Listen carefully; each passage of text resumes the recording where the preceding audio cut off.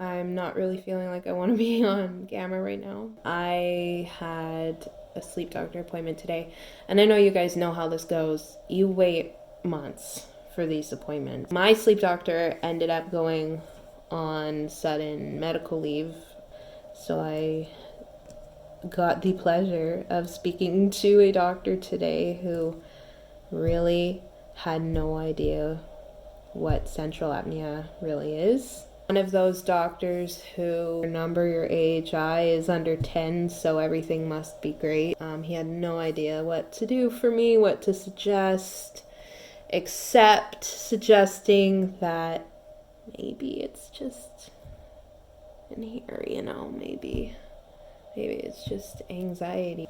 I explained to him that saying that it's anxiety is incredibly insulting and old. My life is really good and I'm in therapy. I'm the healthiest I think I've ever been in my young 27 years.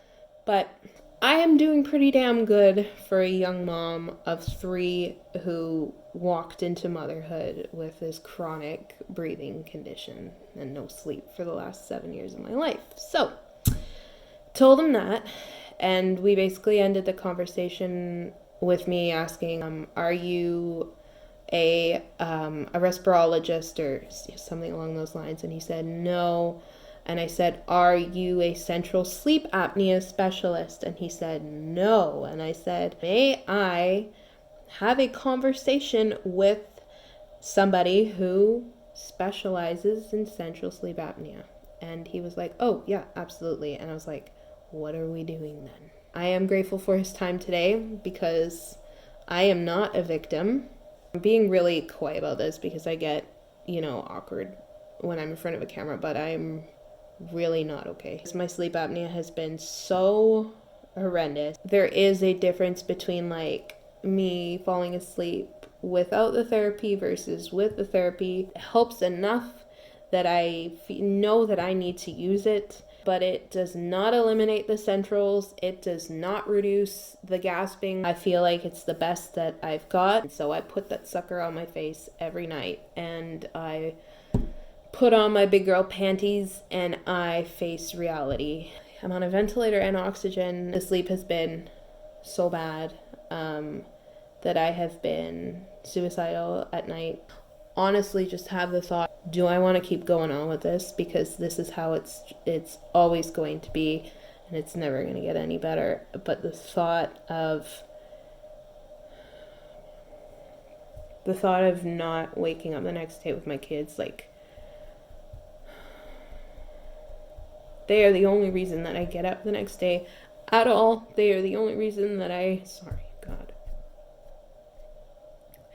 They're the only reason that I put the thing back on my face and I try to fall asleep again. Everything I do it for them. And I guess this is my rant. I cannot get across how distressing and how life-threatening this feels to me every single night. I cannot get it across in sleep studies because I don't honestly think that they watch the data back. They film you the whole night, but I don't think that they watch. I think that they just look at a piece of paper that the sleep study tech, I know they have a specific name, but I think that person goes through the report and literally just writes the AHI per hour and was it effective with this therapy and da-da-da-da-da.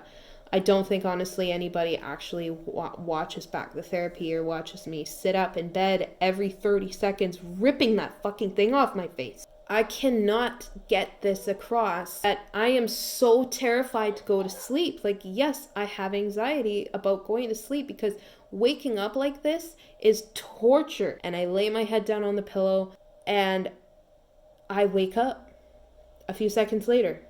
And then I try to fall asleep again, and I wake up again, and I try to fall asleep again, and I wake up again, again, and it's 5, 6 in the morning, and I am so distraught. I've got adrenaline running through my body because of what my body has to do to save my life because I stop breathing when I fall asleep.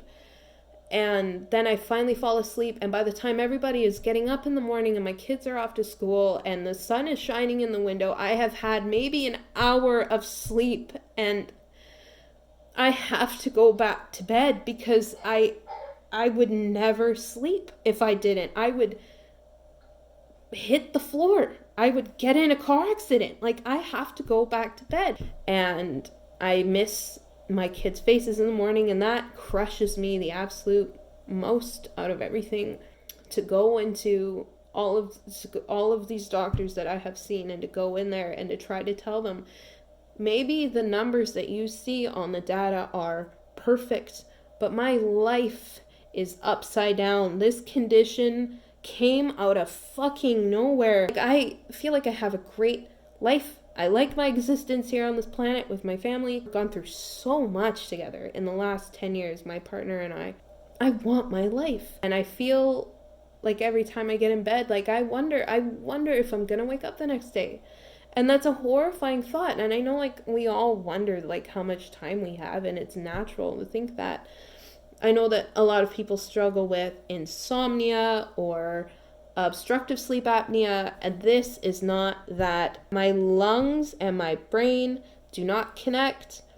Every single time I drift off, I hold my breath essentially, and I do not breathe until my body panics and figures it out and wakes me up. And to sit there in an office and have a doctor look at you and just shrug and I don't know why you have this. I don't know what this is. Because it turns out that central apnea is such a fucking medical mystery. Like, oh my God. Like, I don't think that this is as much of a mystery as everybody makes it out to seem.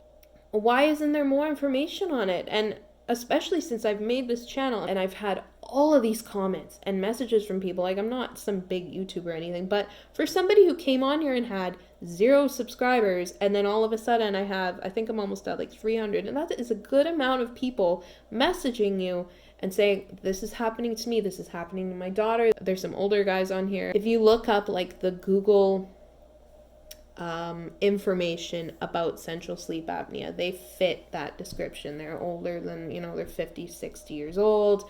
Some of them have like a fib, things like that. But for a young, healthy woman to just suddenly have this condition that a lot of people have in their end of life days is not okay.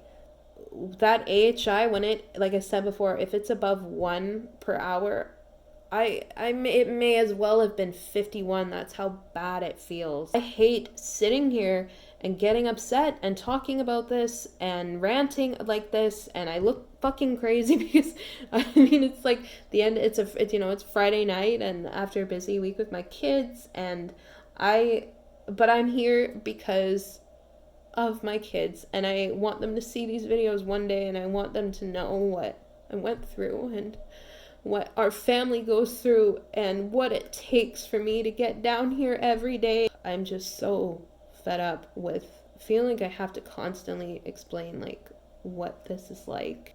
And I'm going to fight for my life, and I'm going to keep making these videos, and I'm going to keep coming on here and telling whoever watches these videos how fucked up the healthcare system is everywhere. If you have this condition as well, I hope that you make videos and that you talk about it. So that would be my daughter waking up. Oh no. Okay, I gotta go. Bye guys.